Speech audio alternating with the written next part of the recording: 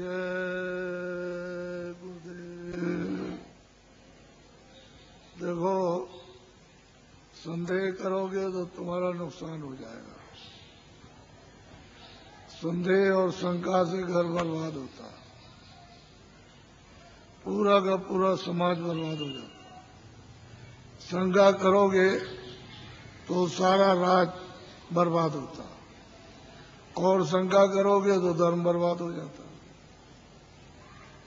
तुम जो सोच रहे होगे कि भाई जय गुरुदेव नाम बाबा जी का है, मेरा नहीं है और न तुम्हारा है, तो शंका क्यों करते हो? ये नाम उसका है और तुमने अभी शास्त्रों को नहीं देखा। और जो कहते हो हमने शास्त्र देखे हैं, वो आंख बंद करके और बुद्धि को ताक में रखकर। कोई भी नाम हो, विष्णु भगवान के 1000 नाम और परमात्मा के अनेकों नाम, तो शंका क्यों करते? कोई भी नाम सतयुग का, त्रेता का, द्वापर का, कोई नाम हो जब तक सिद्ध नहीं होगा तब तक कोई नाम आत्म कल्याणकारी नहीं, आत्माओं को गति नहीं दे सकता। इसलिए नाम सिद्ध करना होगा तो जीवात्माओं के काम आएगा, नहीं कोई काम नहीं आ सकता। कोई नाम हो, उसके तो अनेक।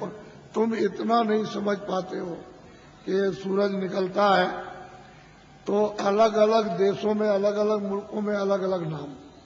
सूरज तो एक ही है लेकिन नाम अलग अलग।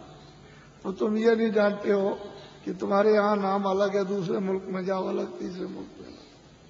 अगर परमात्मा का क्यों नहीं समझते हो कि उसके अनेकों नाम है? इसलिए शंका मत करो। मेरा नाम नहीं है। आप सोचते होगे कि भाई बाबा जी आए तो इनका नाम, मेरा नाम तो तुलसीदास है और आपका भी नाम नहीं, तो जय गुरुदेव नाम उस प्रभु का है, फिर आपको किस बात की शंका? बोलो जय गुरुदेव। जय गुरुदेव नाम किसका? अब बड़े ध्यान से सुनो, खड़े खड़े। ये तुम जो यहाँ रह रहे हो इस मृतलोक में, तो ये तुम्हारा देश नहीं है। न यहाँ तुम्हारा घर है, न यहाँ कोई सामान तुम्हारा। यहाँ तुम सब लोग परदेसी हो। आपका देश, आपका घर नहीं है। यह है बच्चों मृतलोक। अच्छी तरह से थोड़ी सी बातों में मैं सब समझा दूंगा आपको। ये मृतलोक है, ये आपका घर नहीं है। मकान मालिक ने आपको ये जो मकान दिया है, अनमोल मनुष्य शरीर, ये आपको बार बार नहीं मिलेगा। उसने थोड़े दिन के लिए आपको दिया है और उसने ये कहा कि देखो भाई, मेरा ये मकान है, शुद्ध है, साफ है, पवित्र, मैं तुमको देता हूं थोड़े दिन के लिए। और 2 अधिकार मैंने इस शरीर को दिए हैं कि एक अच्छा काम, एक बुरा काम। तो बुरा से बुरा काम करो, अच्छा से अच्छा करो। उसकी तरफ से कोई रोक टोक नहीं है। वो जो भी तुम करोगे अच्छे बुरे काम, सब ये कूड़ा कचड़ा, जितना भी पाप पुण्य का, ये सब जीवात्मा पर लदेगा, उस जीवात्मा पर रखा जाएगा और उसको कुछ मना नहीं करना। उसने तो ये कहा ये अमोलक मनुष्य शरीर है, ये मनुष्य मंदिर है, इसमें जीवात्मा को बैठा दिया। तो मेरे शरीर के द्वारा जो अमोलक है, क्या करना कि अपनी अपनी जीवात्मा को जगा लो और अपने घर में अपने प्रभु के पास पहुंचा दो। क्योंकि ये मनुष्य शरीर अमूलक है। सारे संसार का धन, सोना चांदी हीरे जवाहरात, इसकी कीमत नहीं दे सकते हैं। ये ऐसा अनमोल मनुष्य शरीर थोड़े दिन के लिए आपको दिया गया तो आप इसमें लग गए, ये मेरा मकान है, ये मेरी दुकान है, ये मेरा राज है, ये मेरी खेती है, ये मेरा सोना, ये मेरा चांदी, ये मेरे बच्चे, ये मेरी जात है, और ये मेरा ये और मेरा ये, इसमें लग गए तो क्या हो गया? काम है, क्रोध है, लोभ है, मोह है, आशा है, तृष्णा है, झूठ है, छल है, कपट है, फरेब है, धोखेबाजी, दगेबाजी और चोरी और डकैती और हिंसा, इसमें आप लग गए। तो महात्माओं ने क्या कहा था कि देखो ये बुरा काम है और ये अच्छा है। इस बुरे काम से तुमको, सबको, स्त्री पुरुषों को, बच्चों को दुख मिलेगा, तकलीफ मिलेगी, रोग मिलेगा, कोढ़ मिलेगा, अंधे हो जाओगे, बहरे हो जाओगे, गरीब हो जाओगे, सताए जाओगे और मारे जाओगे। ये सब ये है अच्छा काम, इससे सुख मिलेगा। यही दो बातें महात्मा गांव-गांव में घूम करके आपको समझाते थे और आप लोग उस बात का ध्यान रखते थे कि भाई बुरे काम से तकलीफ होगी, अच्छा काम करेंगे तो सुख मिलेगा। तो महात्माओं के उपदेश को सब लोगों ने छोड़ दिया और सब के सब अच्छे काम को छोड़ चुके, बुरे काम में लग गए। जब बुरे काम में लग गए तो आपको तो मालूम नहीं है कि उसने ये अमोलक मनुष्य शरीर थोड़े दिन के लिए दिया है। तो आप जब नहीं मालूम है तो जीवात्मा पर आप कूड़ा कचरा लाद रहे हो।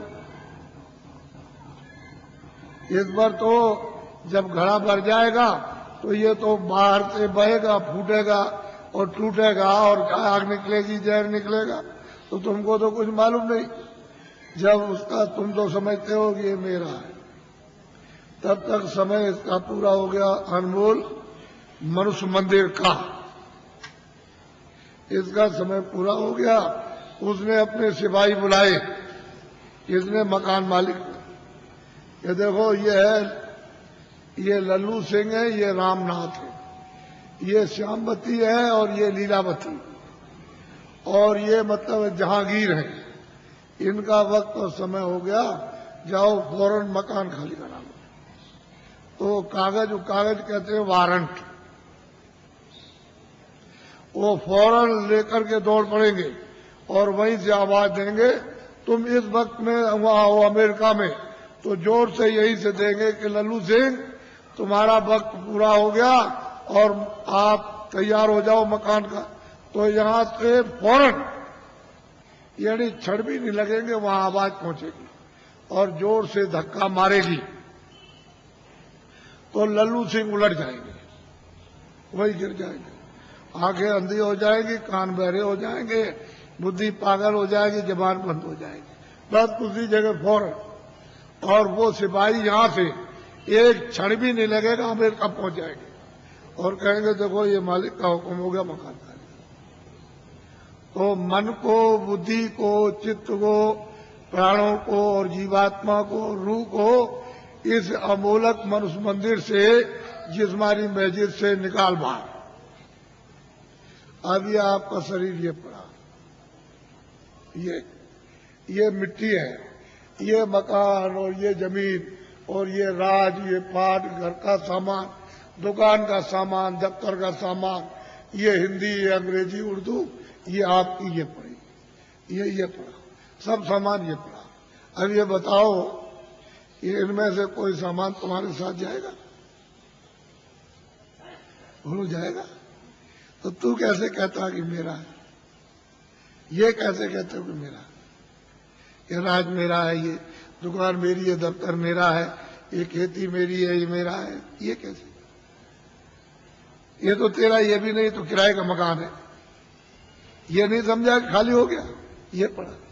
अगर किराए पर न दिया होता तो वो चेतन जीवात्मा जो परमात्मा की अंश है वो कैसे निकाल दी जाती? किराए पर तो मिला और उसका वक्त निर्धारित समय कि इतने समय के अंदर रहो और इसके बाद अपना काम करो, मत करो तो निकलो। तो तुमने क्या, तुमको लाभ क्या हुआ? तुम अचानक में निकाल दिए गए अनमोल मनुष्य मंदिर, ये बार बार मिलेगा? अरे तुम खड़े हो, ये बार बार मिलेगा? कितने युगों के बाद, कितने सतयुग, कितने त्रेता, कितने द्वापर, कितने कलयुग खत्म हो गए, और उसका जो पुण्य है वो एक एक बूंद तुम्हारा जमा हुआ मनुष्य शरीर प्राप्त करने का, और कितने युगों के बाद आपको ये मनुष्य शरीर मिला। और आपको कहते हैं ऐसे ही मिल जाएगा, ये कोई तमाशा है? तुम्हारे घर का ये कोई खेल है? कैसे मिल जाएगा? ये अमूलक चीज है, इसको हीरे जवाहरात इसकी कीमत नहीं, लेकिन थोड़े दिन के लिए मिला। इसमें जीवात्मा को ये अवसर दिया कि देखो शुद्ध पवित्र मकान है, तुम इसमें अपनी जीवात्मा को जगा लेना और घर में अपने पहुंचा दो पिता के पास, प्रभु के पास, उस मालिक के पास, उस स्वामी के पास, जो वो सर्वेश्वर है, इन जीवात्माओं का जो मालिक है, जो प्रभु है, उसके पास पहुंचा दो और मकान मेरा मुझे दे दो, शुद्ध है, स्वच्छ और साफ देना। तो आपने कुछ शुद्ध साफ रखा, आंख गंदी, कान गंदे, जबान गंदी, मन गंदा, बुद्धि गंदी, चित्त गंदा, जीवात्मा गंदी, हाथ गंदे, पैर गंदे, इतने तुमने कैसे कैसे कर्म किए, तो गंदगी को तुमने लाद लिया। ये पहाड़ों की तरह से गंदगी जमा हो गई, तो बताओ इस जीवात्मा का उबार कौन करेगा? मैं वहां वो बात सुनाने नहीं आया जिसको तुम समझ रहे होगे। ये खेती करो, दुकान करो ठीक से, और दफ्तर का काम ठीक से करो। मैं कब मना करता हूं? आप जो भी सामान लेकर खेती से, दुकान से, दफ्तर से आओ, और जो पैसे लेकर आओ बाजार में खरीदो, अनाज खरीदो, सब्जी खरीदो, फल खरीदो, कपड़े खरीदो, और सामान और दवा खरीदो, और मकान अच्छा बनाओ, और झोपड़ी अच्छी लेकिन ये तो समझो कि ये सब सामान किसके लिए? इस किराए के मकान के लिए। ये पंच भौतिक शरीर है, इसके लिए आपको दिया कि कपड़े दो, खाना दो, दवा दो, इसको निरोगी रखो, यानी रोग ना होने दो। ये आपको बताया, ये आपको बता रहा हूं कि ये सामान सब इसका है, तो आप लाख जोड़ो, करोड़ जोड़ो, अरब खरब रखो, लेकिन ये तो समझो कम से कम कि ये इसका है, इसमें जीवात्मा का रत्ती भर भी नहीं, ये समझ। तो जब ये खाली हो जाएगा तो ये पड़ा और ये पड़ा, न ये इसके काम और न ये इसके काम। और फैसला है, तुमको जो होना है वही तुमको बता देता हूं। तुमने घर में जरा भी ध्यान नहीं दिया। तुम हिंदू हो, मुसलमान हो, सिख ईसाई हो, कि तुम्हारे घर में बच्चा बच्ची पैदा होता है मखमल पहन के आता है, रेशम पहन के आता है? क्या कोई सोना चांदी लेकर आता है? यह जमीन और मकान नंगा आता रोता हुआ? तो तुमको सबको ये देखना चाहिए, भाई कुछ लेकर नहीं आया, ये तो खा लिया। रो रहा है तो अपनी पीड़ा में, अपने दर्द में रो रहा, उसको दर्द और पीड़ा हो रही, सहन नहीं हो रही है, और माँ कहती है अरे बच्चा चुप हो जा, पुचकारती है, लेकिन उसको न देख सकता, न सुन सकता, न बोल सकता है, तो कुछ भी नहीं कर सकता, रोता ही रोता है खाली। तो दर्द में रोता है, पीड़ा में। तुम जब इधर आए, जरा बड़े हो गए, तो तुमको बताया ये सब कुछ, और तुम्हारे जाने का जब समय हो गया तो तुम्हारी बुद्धि यहां रखवा ली, और देखना यहां रखवाया, और सुनना यहां रखवाया, बोलना यहां रखवा लिया, सब रखवा लिया उसने जितना भी था। और तुमको मतलब यह है कि निकाल बाहर किया, फिर तुमने उस पर कपड़े डाल दिए। क्यों? कि भाई अब देखा नहीं जाता, अब देखा नहीं जाता तो डर लगता, घृणा हो गई, तो कपड़ा डाल देते हो। तो इतना नहीं तुम देखते हो, जब ले जाते हो कपड़ा ढक करके, तो वहां गड्ढा खोद के गाड़ देते हो, लकड़ियों पर रख करके, और इसको रखते हो और जलाते हो। तो तुमने आग लगाते देखा नहीं कि फुक दे, यानी कपड़ा जल गया, नंगा हो गया। तो तुमको ये नहीं दिखाई दिया कि कोई कपड़ा लिए जा रहा है, कोई सोना, कोई चांदी, कोई मकान, कोई बाल, कोई बच्चे, कोई रिश्तेदार, या हिंदी अंग्रेजी उर्दू लिए जा रहा? ये जाते में सब रखवा लेगा, आते में कुछ ले आने नहीं दिया। तो ये आपको समझना चाहिए कि ये किराए का मकान आपको थोड़े दिन के लिए दिया है, तो आप कोई घर बार मत छोड़ो। मैं कोई घर बार छोड़ाने थोड़ी आया हूं। तो खेती करो, दुकान करो, और दफ्तर का काम कैसे करो? ईमानदारी, मेहनत, झूठ नहीं। झूठ और धोखा और बेईमानी और चालाकी और मारपीट और हिंसा और दगेबाजी और सीनाजोरी और जबरदस्ती, बेईमानी, ये नहीं। ईमानदारी, मेहनत। घर में आओ, अपने बच्चों की सेवा करो। ये दो ही तो आपकी ड्यूटी है, और क्या ड्यूटी।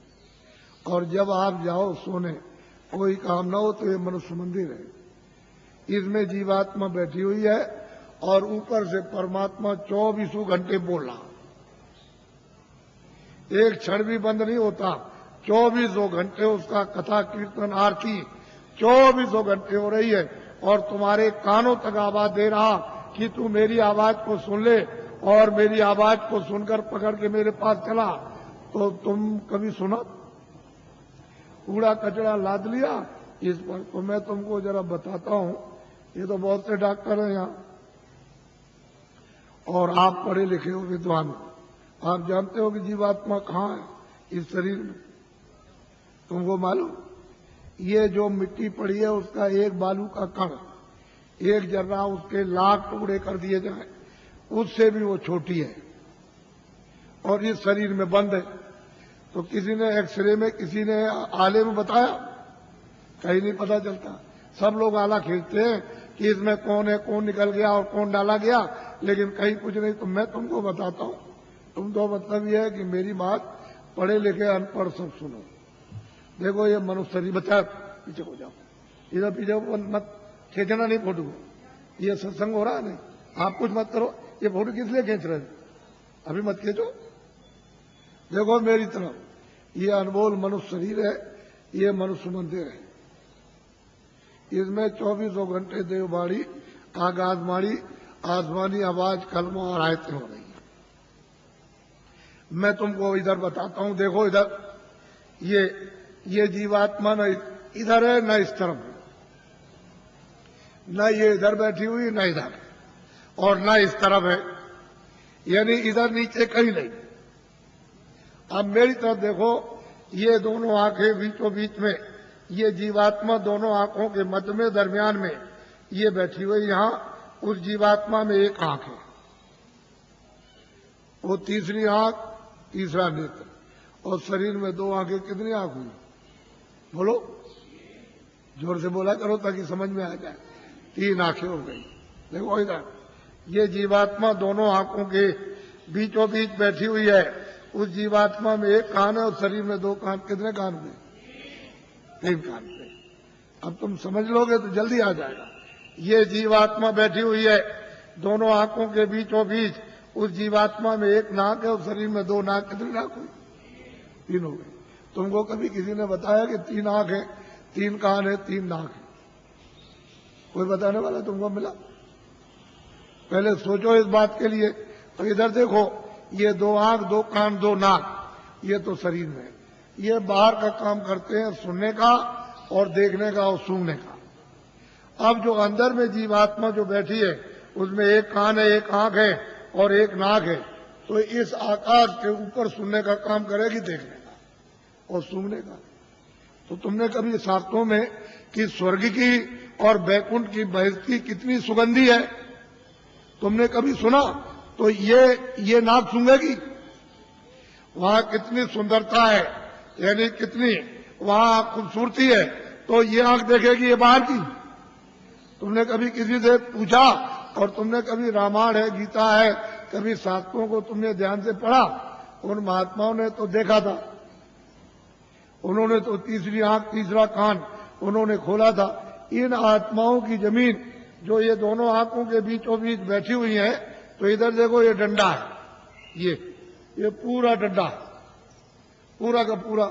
इधर देखो, जब 2 आंखें ये खुलती हैं तो आप देखते हो कि आसमान ऊपर और जमीन नीचे। तो शरीर की जमीन तो ये नीचे है और शरीर का आसमान ऊपर। लेकिन ये जो तीसरी ये आंख है जो जीवात्मा बैठी, वो यहाँ, वो तीसरी आंख, तीसरा कान, तीसरा नाक इस आकाश के ऊपर है।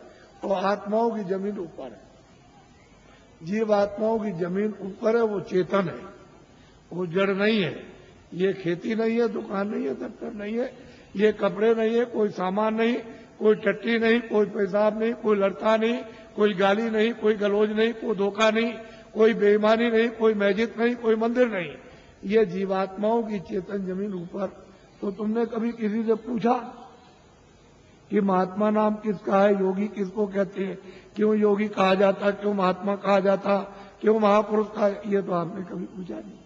भाई इसमें लगे हुए झूठ चल कपट फटे धोखे बेईमानी में, तो इसमें आपको क्या मिला, क्या मिल गया, ये यहाँ क्या मिला?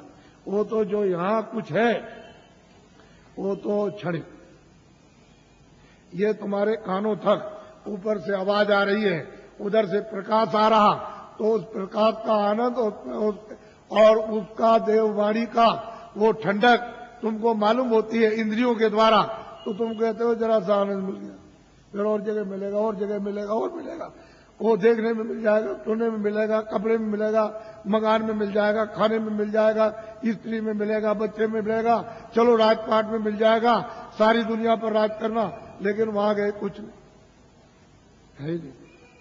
अरे ये मृतलोक है, ये भूल भुलैया है, रास्ते से आए थे, रास्ता छोड़ दिया, आंखें बंद हो गई, कान बंद हो गए, सब बंद हो गया, रास्ता भूल गए। अब वापस जाने का कोई रास्ता नहीं। तुमको तो मालूम नहीं कि एक ही रास्ता जीवात्माओं के आने का शरीर में और वापस अपने घर में जाने का एक ही रास्ता, दूसरा कोई रास्ता ही नहीं। और तुम यहाँ भटक गए, चलो वहां चले और वहां चले, उधर चले, तो इस अंधेरे में ये सब अंधकार। उधर तो सूरज निकलता नहीं, उधर सूरज डूबता नहीं, उधर तारे नहीं है, इस तरह के उधर चांद नहीं है। तो तुमने कभी पूछा किसी से कि रामायण में क्या लिखा? रामायण में जो उन्होंने प्राप्त किया वो तो उन्होंने लिखा, गोस्वामी जी ने, तुलसीदास जी ने, और आप रामायण पढ़ते हो तो आपने क्या देखा, आपकी समझ में क्या आएगा, क्या लिखा? इसलिए महात्माओं की बारी आपकी समझ में नहीं आ सकती।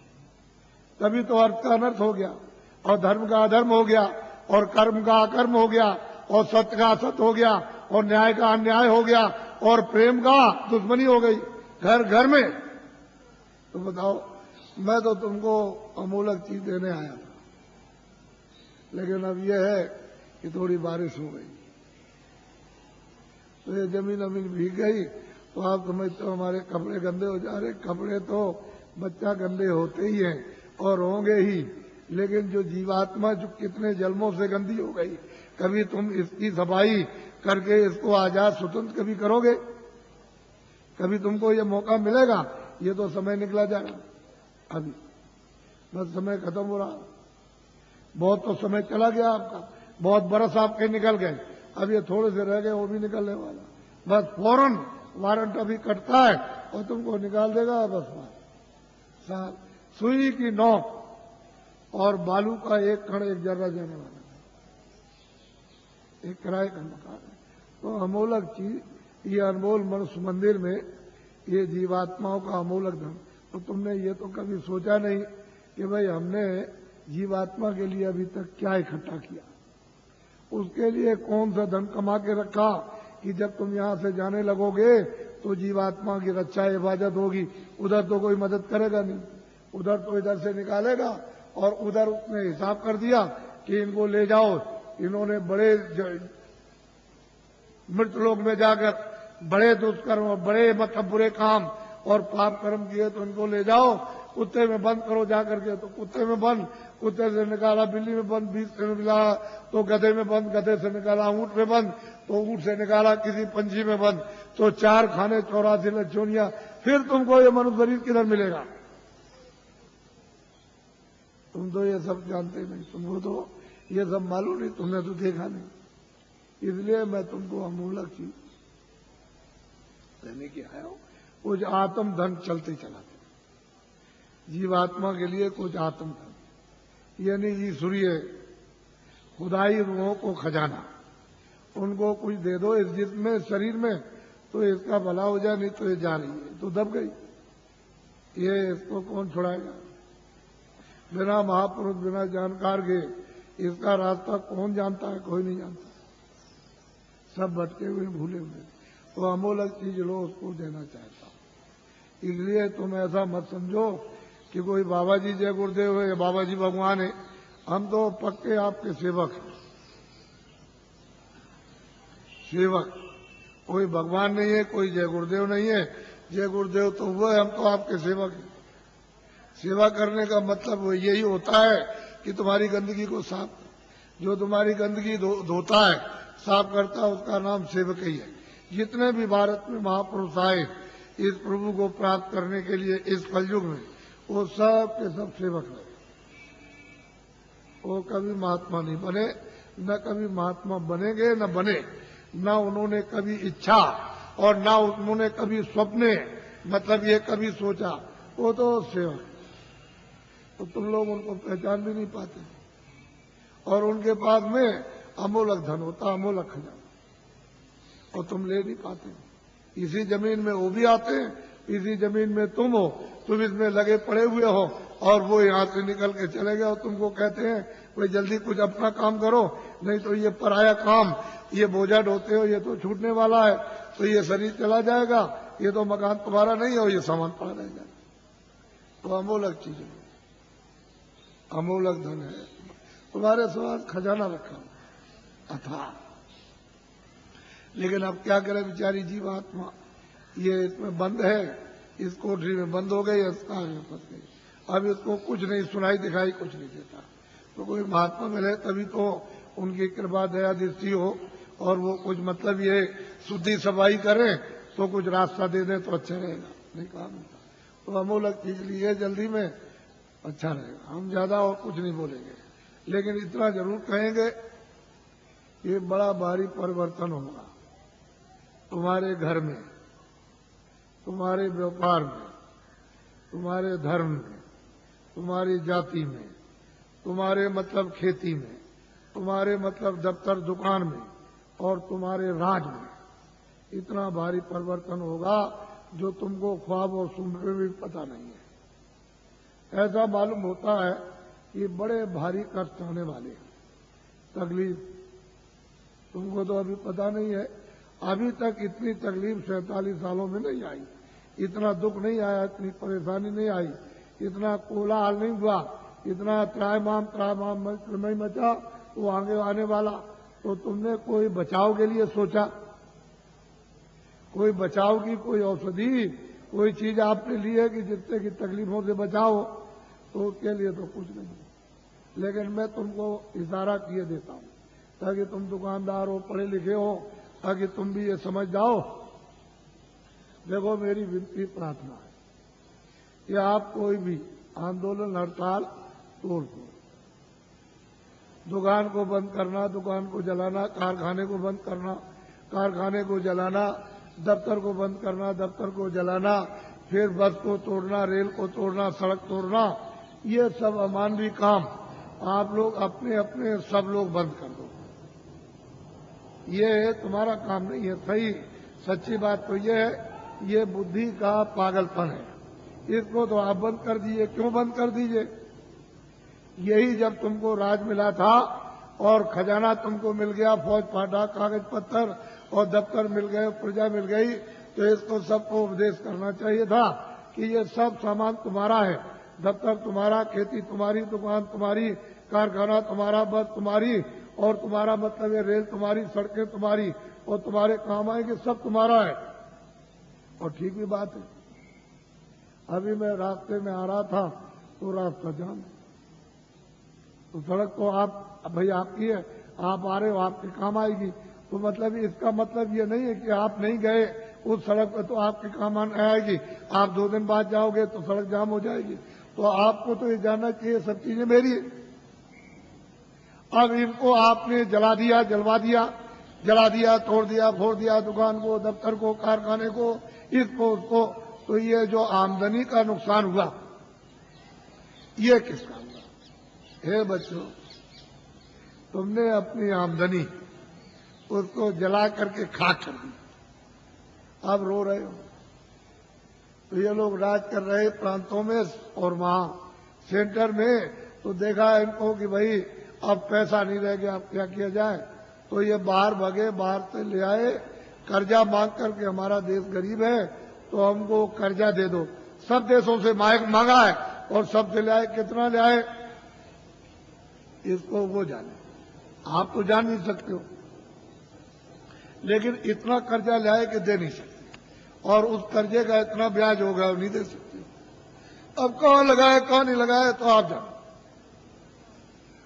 लेकिन मैं तो इतना ही कह सकता हूं।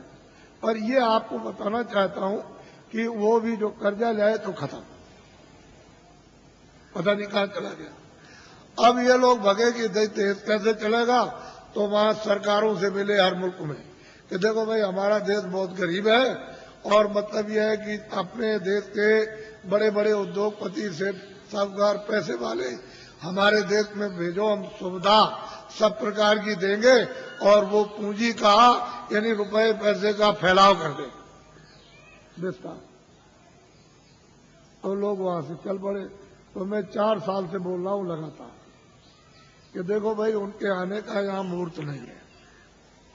विदेशी उद्योगपतियों का भारत में रुपया पैसा फैलाने का, पूंजी निवेश का यानी मुहूर्त नहीं है, योग नहीं। और ये भी साथ साथ कहता हूं कि तुम लोग भी विदेश में पूंजी का विस्तार जाके मत करना, क्योंकि तुम्हारा विदेश बाहर हो जाएगा, तुम हाथ मलते रह जाओगे। ये हमारी बात को आप लोग नोट कर लो, ये खास बात आपको सुनाता हूं। अब आप क्या करो कि रुपया पैसा नहीं तो हम भी जानते हैं, हम भी देखते हैं। ऐसा थोड़ी है कि हम पागल हो गए या पागल होके आपको चिल्ला रहे बता रहे। मैं भी जानता हूं ये बात नहीं है, लेकिन ये कहना चाहता हूं कि जितने भी आपके यहां सेठ साहूकार छोटे बड़े, उनको इकट्ठा करो और उनसे ये कहो कि हम तुमको सब सुविधा देंगे, तुम कहीं से भी रुपया पैसा ले आओ, तुमसे पूछा नहीं जाएगा तुम कहां से ले आए, और इनकम टैक्स सेल टैक्स इस पर नहीं लगेगा।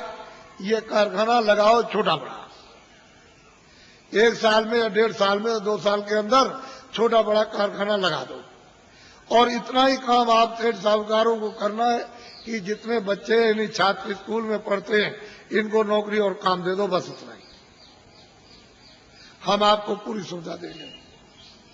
तो आप ये क्यों नहीं सोचते हो जो आपको दिशा बताई जा रही, आप लोग क्यों नहीं सोचते?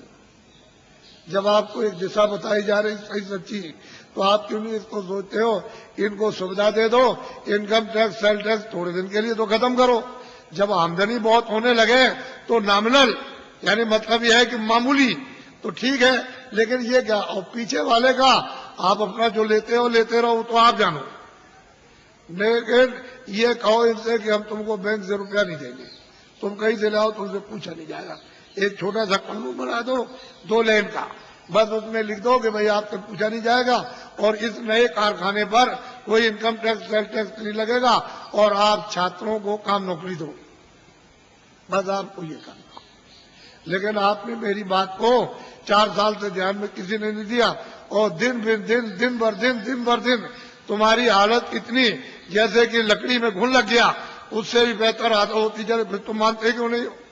इसके माने है कि तुम्हारे कर्म इतने खराब सबके, यानी इतना दुष्कर्म है कि वो कुछ लगने ही नहीं देता। फिर मेरी बात को सुनो ध्यान से।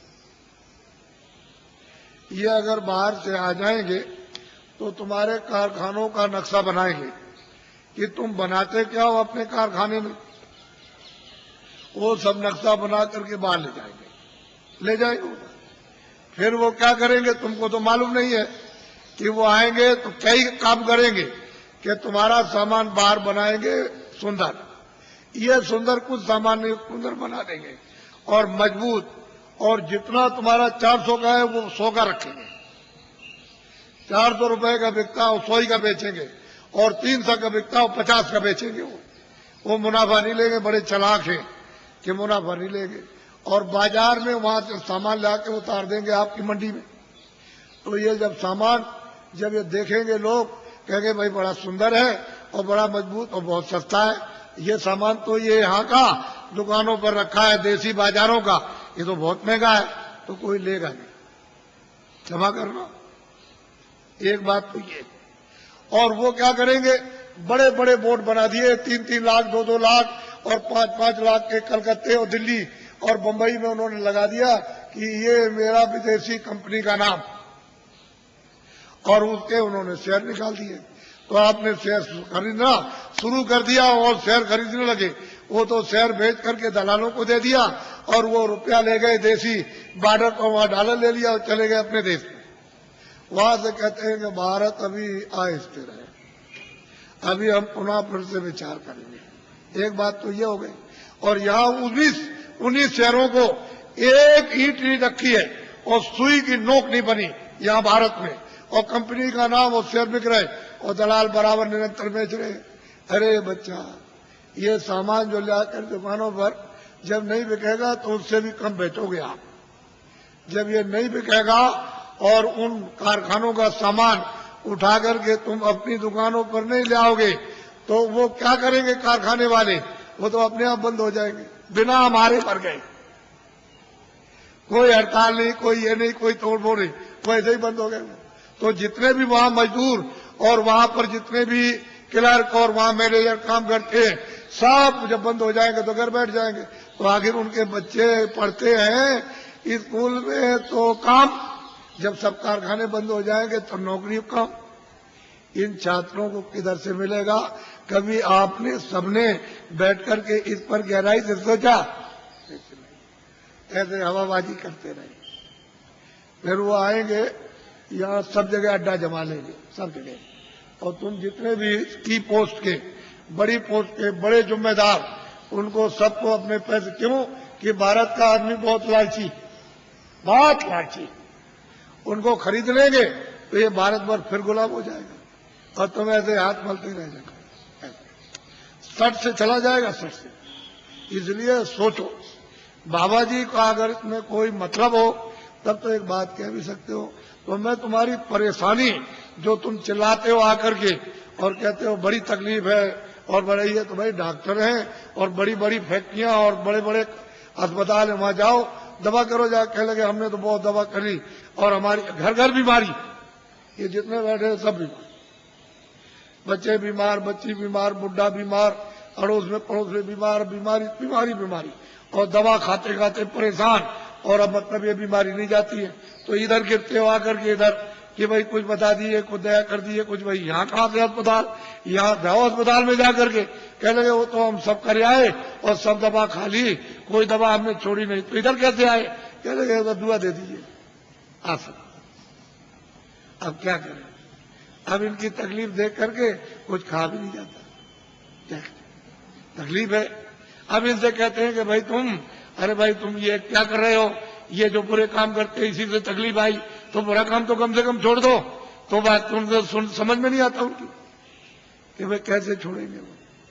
अब इतनी कमजोरी दिल दिमाग में आ गई कि आपकी समझ में नहीं आता। तो बच्चों, बचाव का रास्ता लो, तकलीफ तो आने वाली सब चिल्लाएंगे, बचने वाला कोई भी नहीं है, सब चिल्ला। अब देखिए आप सब चिल्लाओगे अभी देखो, और बाहर की तो चंडी है, चंडी एक देवता, मेरी तरफ सुनो, चंडी एक देवी है। तो तुमको तो मालूम नहीं कि देवता है कि देवी है, ये तो आप कुछ जानते नहीं हो, कुछ नहीं मालूम। तो चंडी 4 सालों से निकली है, एक हाथ में तो मसाल है और दूसरे हाथ में उसके एक तलवार है, और निकली हुई है सब सारे देशों का वो दौरा कर रही है, मुल्कों का। तो जिस देश में जाती है वहां धन गायब कर देती है। ये जो भी उस देश के धन का नाम होगा वो गायब। तो वहां की जनता कहती है कि भाई धन किधर गया? तो जो सेठ साहूकार वो भी कहने लगते हैं कि भाई ये धन किधर चला गया। फिर वहां का जो शासन करते हैं, राज करते हैं, वो भी कहने लगते हैं कि भाई ये धन किधर चला गया, अब क्या किया जाए, कुछ ऐसा करना चाहिए, कुछ ऐसा।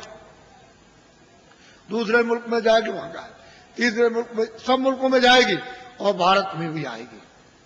वो छोड़ नहीं सकती भारत को भी, यहां भी आएगी तो यहाँ के धन को गायब कर देगी।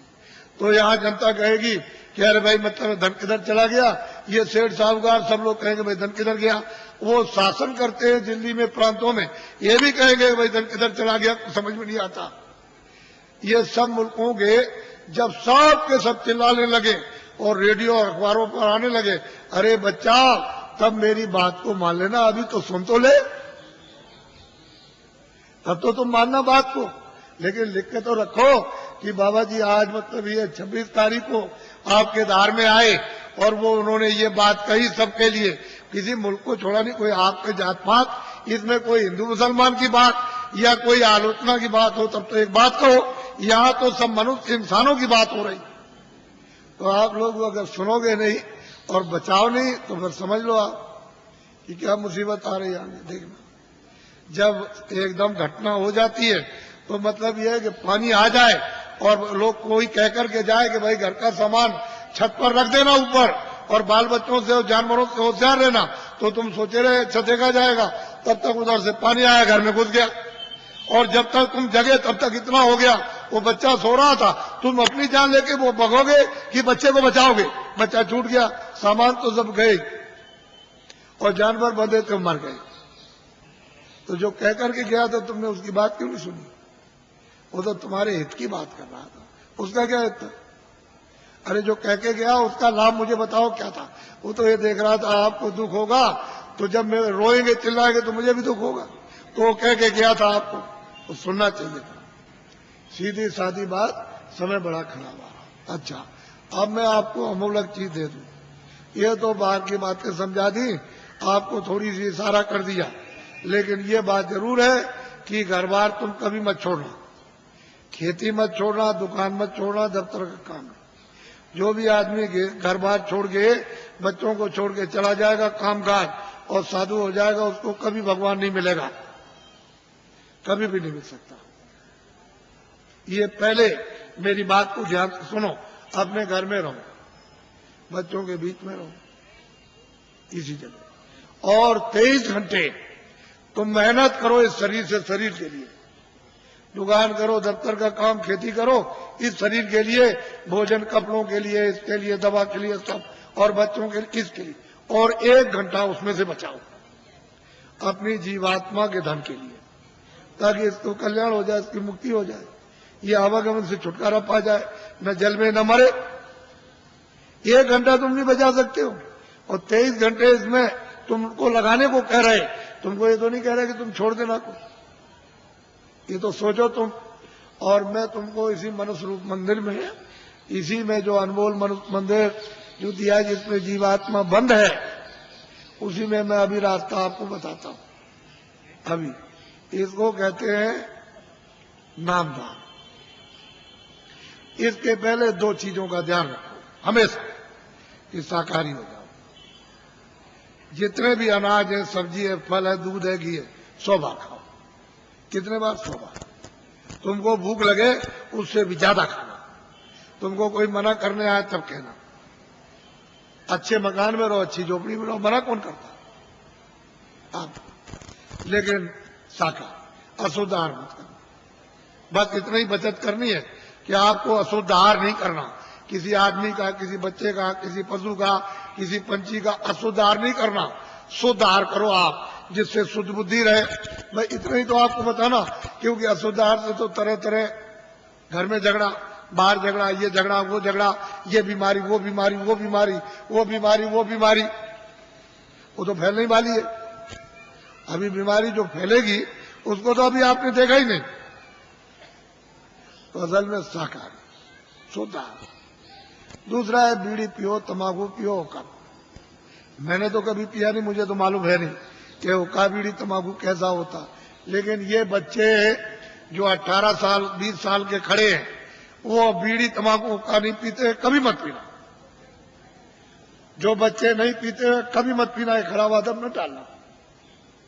जो पीते हो पी लो, आपके लिए मत। लेकिन बच्चों, बच्चियों, ऐसा कोई नशा मत करो जो तुम्हारी बुद्धि पागल हो जाए। तुमने इसको नहीं सोचा? कोई नशा मत करो किसी तरह का हो जो बुद्धि पागल हो जाए और तुम अपने घर में बच्चे बच्ची को और अड़ोस पड़ोस में बहू बेटी को पहचान न सको। ऐसा कोई नशा मत करो। और चले जा रहे हो तुम, तो सामने तुमने समझा कि जमीन बराबर, और वहां गड्ढा मिला, उसमें पैर चला गया तो पैर टूट गया और सिर लड़ गया गड्ढे में तो सिर फट गया, मर गए। ऐसा कोई न रामायण कहती है, न महात्मा कहते हैं, न कुरान कहती है, न फकीर, न मस्जिद कहती है, न मंदिर कहते हैं, न शिव जी कहते हैं, न आपको कोई और। ये कोई ओ जो कहते हो शिव जी भांग पीते थे, भांग पीते थे, भांग पीते, तुमने भांग पीते हुए देखा? वो भांग नहीं थी, वो कोई और नशा था। ये झूठी बात है। जो लोग उनके नाम से भांग पीते और कहते वो भांग पीते थे, भांग नहीं पीते थे।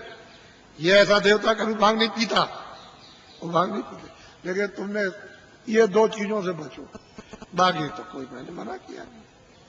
मैं तो एक सीधा साधा आपका सेवक हूँ, एक आदमी हूँ, और सही सच्ची बात तुम्हारे सामने तुमको बताने आए हो। तुम नहीं जगोगे, नहीं समझोगे तो मैं इसके लिए क्या करूंगा? मैं तो अपनी बात कह के चला जाऊंगा। जब तुम उधर जाओगे और उधर जब हिसाब होगा तुम्हारा, क्योंकि वो तो सब लिखा जा रहा, आज दिन में तुमने कितना बुरा काम किया, कितना अच्छा किया, कितनों को धोखा दिया, कितनों को मारा, कितनों के साथ बेईमानी की, कितनों को पानी पिलाया, कितने बार मंदिर में पूजा की, कितनी रामायण, कितनी कुरान पढ़ी, ये उधर में और कैसे कुरान पढ़ी, ये वो सब वहां सब लिखा हुआ। वो आदमी भी मिलेगा जिसको तुम काट रहे हो और जिसको मतलब है कि तुम उसको चीर रहे हो, वो सब मिलेंगे वहां। वो पूछेगा भाई तुम्हारे सामने कोई रामायण गीता, कोई भागवत, कोई कुरान पुराण कोई तुम्हारे सामने नहीं थे जिन्होंने महात्मा फकीरों ने नहीं बताया कि भाई अच्छा ये बुरा? तो मोहम्मद साहब से पूछा जाएगा कि भाई मतलब ये है कि तुम गए थे जमीन पर और तुमने मतलब ये नहीं बताया कि बुरा काम बद काम है। कह लगे मैंने तो इनसे सबसे कहा था कि ये बद काम है, ये नेक काम, इस बुरे काम को मत करना, अच्छे करना, लेकिन इन्होंने मेरी बात नहीं मानी। तो फिर वो भेजेगा सीधा, वहां हिसाब करता है, वो हिसाब करता है। तुमको दोजख और नरक मालूम नहीं है, वहां बड़े बड़े बादशाह पिट रहे वहां और जलाए जा रहे, कितने करोड़ों वर्षों तक जलाए जाएंगे और लाखों मीलों तक आवाज आती है और कोई सुनने वाला नहीं, कहीं न उनका धन दौलत जाता न तलवार जाती है। ये झूठा, तुम इसके लिए मर गए और चले गए हमेशा। तो इसलिए तुम लोग इस पर विचार करो। तपस्या करने से यानी माया लुभाती है कि तुम ये ले लो धन, ये राज ले लो, तो अगर तुम लुभा गए तो राज मिल गया और राज का जब भोगा तो सीधा नरक को गए। जब ये कहोगे हमको राज नहीं चाहिए, धन दौलत नहीं, तो भगवान मिलता इसी शरीर में। मरने के पहले मीरा ने मरने के पहले प्रभु को प्राप्त किया। आपको क्या मालूम कैसे पाया? तुलसीदास जी ने पहले ही वो 25 ही साल के अंदर प्रभु को प्राप्त कर लिया। आपको क्या मालूम कैसे पाया? आप क्या जानो? इसलिए आप अमोलक धन लो इस मनुष्य मंदिर में आत्माओं का। ये नामदान है, ये उस तरह की दीक्षा नहीं है या मंत्र वैसा नहीं है, ये आत्म धन का दान है, ये ईश्वरी धन का दान है। जो उसकी कृपा होती है तब कभी कभी महात्माओं को आदेश मिलता है कि इन आत्माओं को बांट दो जो मानव शरीर में है, तो कभी कभी मिलता मुफ्त में। ये पैसे से नहीं मिलेगा, तुम ये सब रख दो जाकर के पूरा धार का, ये चीज मिलने वाली नहीं है। ये कभी दिमाग से निकाल देना, ये दौलत पैसे से नहीं मिलती, ये तो मुफ्त बख्शीश में यानी प्रसन्नता से मिलती है। तो तुम्हारे पास कुछ है, तुमने किसी से प्रेम किया? वो कहते हैं कि प्रेम से प्रकट होए भगवान। किसी से किया प्रेम? किसी से नहीं किया। उसी शिव के सामने चोरी करते हो, धोखा देते हो, विष्णु के सामने राम के मंदिर में जाते हो, दूसरों का गला काटते हो। अगर एक भी देवता खड़े होकर के कह दे कि आज से ये बेईमानी मत करना, ये दगेबाजी, तो कहोगे मैं ऐसे देवता को अब नहीं मानता। जो सबके सामने हमारी बुराई कह दे, हम नहीं मानते ऐसे, फिर कभी नहीं आप जाओगे। अगर देवता बोल दे, अब उनको कुछ कहना नहीं, आपने समझ लिया, हाँ उन्होंने सुन लिया होगा और आपने समझ लिया उन्होंने कुछ नहीं देखा, वो अंधे, अब हम जो चाहेंगे सो करेंगे, अब चलो हो आए वहां। ये हालत तो हमारा है। अब बताओ तुमने प्रेम किससे किया? किससे प्रेम? वो तो कहते हैं प्रेम से मालिक मिलता है, आपने कैसे प्रेम?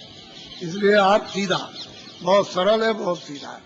कलयुग में अधिकार आपको दे दिया स्त्री पुरुषों को कि सभी लोग उस परमात्मा को प्राप्त कर सकते हैं, किसी के लिए कोई बंधन नहीं, और सुलभ और सहज और आसान। लेकिन तुम योग तो आप कर नहीं सकते हो। सतयुग और त्रेता और द्वापर का कोई भी क्रिया आप नहीं कर सकते हो। और उन्होंने मना कर दिया गोस्वामी जी महाराज ने कि कलयुग जोग न यज्ञ न ज्ञाना। कहते कलयुग में कोई जोग मत करना, न यज्ञ करना, और न आपको ज्ञान होगा। कलयुग में तो कहते हैं कि नाम आधारा, और नाम कौन सा वो मैं बताऊंगा आपको, अभी आपको बताता हूँ। तो आप लोग, आप सब खड़े रहना, बैठना कोई नहीं, खड़े खड़े बताऊंगा आपको और खड़े खड़े करवाऊंगा, घबराइए नहीं। जो जो भगवान का नाम बोलूं सब लोग एक साथ एक आवाज में बोलना, और सब लोग बोलेंगे जो बैठे खड़े, शुद्ध बोलना, शुद्ध, अशुद्ध मत बोलना, शुद्ध बोलना। जो नाम मैं बोलता जाऊं आप बोलते जाना, जब मैं अंत में चुप हो जाऊंगा तो आप लोग चुप हो जाना। अशुद्ध मत बोलना, शुद्ध कर लेना। मान लो अशुद्ध बोल दो तो फिर शुद्ध कर लेना दोबारा। इसलिए जो नाम बोलते जाना, जब मैं चुप हो जाऊंगा तो आप चुप हो जाना। बोलो जय गुरुदेव। लेकिन थोड़ा सत्संग मिलना चाहिए, तो जरा ठहर जाओ। अभी मथुरा में एक बड़ा कार्यक्रम होने जाना, यही दिसंबर में, यानी कार्तिक के बाद जो अगन लगेगा, तो 15 दिसंबर से 21 दिसंबर तक 7 दिन का एक कार्यक्रम होने जा रहा। और उसमें यही साधना और यही मतलब ये अनुभव होता है। वहाँ सत्संग भी मिलेगा और साधन भी और ध्यान भी, सब करोगे आप। और उस समय पर आप अच्छी तरह से कर सकते हो, क्योंकि वो वातावरण ऐसा होगा। फिर एक दूसरा कार्यक्रम इधर पूरब में रखा, यानी हिंदुस्तान के तीर्थों के राजा प्रयागराज इलाहाबाद में त्रिवेणी संगम। तो त्रिवेणी संगम पर 25 फरवरी से, ये तो 96 में मथुरा का, और वो इलाहाबाद का 97 में, 25 फरवरी से 6 मार्च तक 97 में 10 दिन का होने जा रहा बड़ा कार्यक्रम। और वो महामानव कुंभ, यानी माघ मेले के बाद महामानव कुंभ आपको दिखाई देगा। और वो 10 दिन, यानी 7 मार्च को शिवरात्रि है, वो एक दिन पहले ही समापन हो जाएगा। 10 दिन का होगा। आप जरा इसको लिख लेना। और ये जो आप में 5 नाम, 5 रूप, 5 स्थान हर एक के बाजे, ये जो आप लिखाओगे, लिखा हुआ ले लोगे, ये तो यहाँ के लोग आपको दे देंगे। अगर कम पड़े तो आप जल्दी लिख लेना। ये दूसरी बात यह है कि थोड़ा सा पता भी दे दिया करो, कि कभी कोई पूछा जाती हो कि साधन भजन करते हो कि नहीं करते। कि ऐसे गए लेकर के ताक में रख दिया। किसी ने आकर के कभी मिले, पूछा तो कहा कि भाई भजन तुमने ध्यान किया था? कह लगे हमने नहीं किया, हो तो मैं भूल गया सब। तो तुम्हारा समय सब बेकार चला गया। तुमको तो दिया था काम के लिए कि भाई तुम जल्दी से अपना काम करो, अपनी जीवात्मा को जगाओ, तो तुमने ताक में रख दिया, वो सोती रह गई। तो बताओ इससे, इस काम में तुम्हें मिलेगा क्या? इससे न कुछ मिला, न कुछ मिलेगा, और इस काम से खाली जाओगे। अगर तुमको कुछ करना है तो इसी समय के अंदर थोड़ा 1 घंटा समय निकाल कर अपना आत्म धन जमा कर लो। यही तुम्हारे काम आएगा। जब कोई रक्षा नहीं करेगा उस पीड़ा में, उस दर्द में, और 84 नरकों से अगर बचना चाहते हो, धन जमा करो जल्दी से। ये बहुत सुलभ है, इसमें शरीर पर कोई कष्ट नहीं। बस मन की घेराघारी थोड़ी करनी है कि कहीं उतने समय के लिए न जाए, ये थोड़ा सा रुक जाए, कानों के साथ आंखें, बस इतना ही काम करना। इसमें शरीर का कोई कष्ट नहीं। और करो कैसे भी, लेट के, बैठ के, जंगल में करो, घर में करो, कुर्सी में करो, लेकिन उसका तरीका तो सीख लो। थोड़ा सत्संग मिलेगा तो जल्दी सीख जाओगे। और नहीं मिलेगा, अभी तक तो आपको ये बातें मालूम नहीं थी, ये तो आपको नई बातें आज मालूम हुई। आपके लिए तो नई है, लेकिन ये सनातन है। जब से तुम आए एक रास्ते से, और उसी रास्ते से वापस हो गए अपने घर के लिए, अपने देश के लिए। दूसरा कोई रास्ता नहीं है। यहाँ भटकते फिरो चारों तरफ, तो जन्म मरण होता रहेगा। 84 जाओ, नरकों में जाओ, जल में मरो, और जो किया उसका भोग भोगो। और कभी मनुष्य शरीर मिलेगा तो फिर तुमने वही काम किया, और फिर चले गए आप फिर 84 नरकों में। तो ये ऐसे ही चलते रहोगे, ऐसे जल में मरो, जल में मरो। तुमको कहीं स्थिरता नहीं मिलेगी। स्थिरता वापस जाने पर, जब ये भजन करोगे, नाम डोरी को पकड़ लोगे, चढ़ चलोगे ऊपर। वो तो ऊपर खुले हुए मैदान है, और वहां तो अंधेरा कभी है नहीं, न कभी अंधेरा होता हो तो प्रकाश ही प्रकाश, रोशनी रोशनी। जरा सा आंख के ऊपर उठे कि बस प्रकाश ही प्रकाश है, अंधेरा का नाम है। वहां कभी अंधेरा होता ही नहीं। तो तुम उधर चलो, जब उजाले में खड़े हो जाओ तो ये सब देखना सुनना, तब तुम्हारी समझ में आएगा कि बाबा जी ने क्या दिया। कुछ तुम मेहनत करो, कुछ हम करें। बोलो जय गुरुदेव। कुछ तुम मेहनत करो, कुछ हम करें, और ऊपर बैठे उनकी कृपा जल्दी हो जाए। और तुम मेहनत हम नहीं करेंगे, कुछ होगा नहीं। जल्दी करो, देर मत करो, और जल्दी से कृपा और दया ले लो, ताकि वो ऊपर बुला ले, और जल्दी से आप निकल चलो इस कूड़े कचड़े से। यहाँ कुछ मिलने वाला नहीं है। ये सब सकले अब देखो, बीमार, परेशान, तकलीफ में, हमारे पास जो भी आता कोई हो, हमको उससे मतलब नहीं, आदमी होना चाहिए। हमारे यहाँ कोई झगड़ा झंझट ये नहीं है।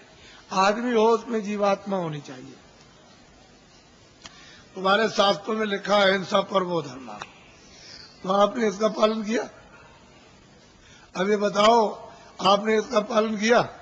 आप बकरा मार दो, मुर्गी मार दो, आदमी मार दो, लड़की मार दो, लड़का मार दो, घर में देवी को मार डालो आप कि कोई दुश्मन बन जाए उसको मार दो, गोली मार दो, छुरा मार दो, लाठी मार दो, तुम अहिंसा धर्म? तुम किसी देवता को, किसी धर्म को मानते हो? कुछ नहीं, वैसे ही कहते हो, हम जानते कुछ नहीं, वैसे ही कह दिया बस, और कुछ नहीं, ऐसे ही। तो इसको समझ लो अच्छी तरह से समझ लीजिए आप मोटी बात को। बोलो जय गुरुदेव, जोर से बोलो जय गुरुदेव। जय गुरुदेव नाम किसका?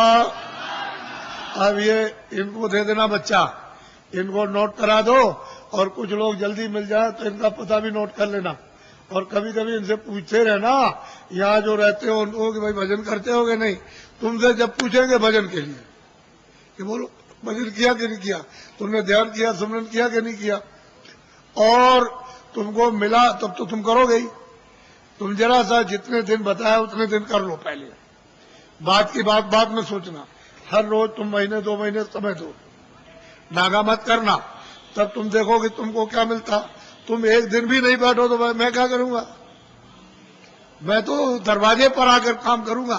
तो अंदर तुम्हारा घाट है, तो जीवात्माओं का घाट अंदर, वहां बैठोगे तब तो काम करूंगा, और तुम बाहर फैले रहोगे तो कैसे काम होगा? तो बाहर से मोड़ूंगा कि भाई बात इधर से लगो, अंदर चलो। अंदर तो खुला हुआ है, खुले हुए लोग, उधर स्वर्ग भी है, वैकुंठ भी, बड़े बड़े लोग हैं, उधर ब्रह्मांड भी है, उधर ब्रह्मा भी मिलेंगे, विष्णु भी मिलेंगे, शिव भी मिलेंगे, देवी देवता भी मिलेगी, ईश्वर, उधर बड़े बड़े अनेकों लोग, अनेकों ब्रह्मांड अनगिनते। लेकिन रास्ते से चलो तब मिलेगा कि ऐसे ही मिल जाएगा? बोलो जय गुरुदेव। अब देखो, जितनी तकलीफ आपको हमको सब मालूम है। हम किसी के सिर पर हाथ रख देते हैं तो अपने को फौरन पता चलता है, ऐसे ही रखकर बस इतना ही रख दिया, मालूम हो गया कि तुमको कितने प्रकार की तकलीफें हैं, और यह भी पता चल जाता है कि तुमने क्या अपराध किए। हमने तो आपसे कुछ कहा नहीं, हमने कोई घृणा तो की नहीं, या कोई नफरत की हो आपसे, तो आपको तो ये सोचना चाहिए था। हम तो आपकी भलाई के लिए सोचते हैं, कुछ तकलीफ चली जाए, 1 पैसे 2 पैसे, कुछ बीमारी चली जाए, कुछ परेशानी चली जाए, कुछ ये झगड़ा झंझट चला जाए, 1 पैसे 2 पैसे, 1 आने 2 आने, तो तुम कुछ वो भी नहीं लेना चाहते हो, तो फिर आत्म कल्याण क्या करोगे? कुछ नहीं कर पाओगे। तो अब महात्माओं के पास तो बहुत कुछ होता है, तुम्हें लेने नहीं आता, और दे दे तो तुम रख नहीं सकते, फेंक दोगे। तुमको अभी क्या मालूम? कुछ नहीं। लो भाई जल्दी से, अब बता दिया, अब कुछ नहीं बताना। लो उनको कागज बांटो और जल्दी से उनको बांट के समाप्त करो। अच्छा लेन में बैठ जाओ, लेन में बैठो, अब लेन में कागज बढ़ जाएगा, कागज ले लेना, कतार लगा लो लेन में, अभी मैं सबसे मिलूंगा, आपको घबराने की जरूरत नहीं। बोलो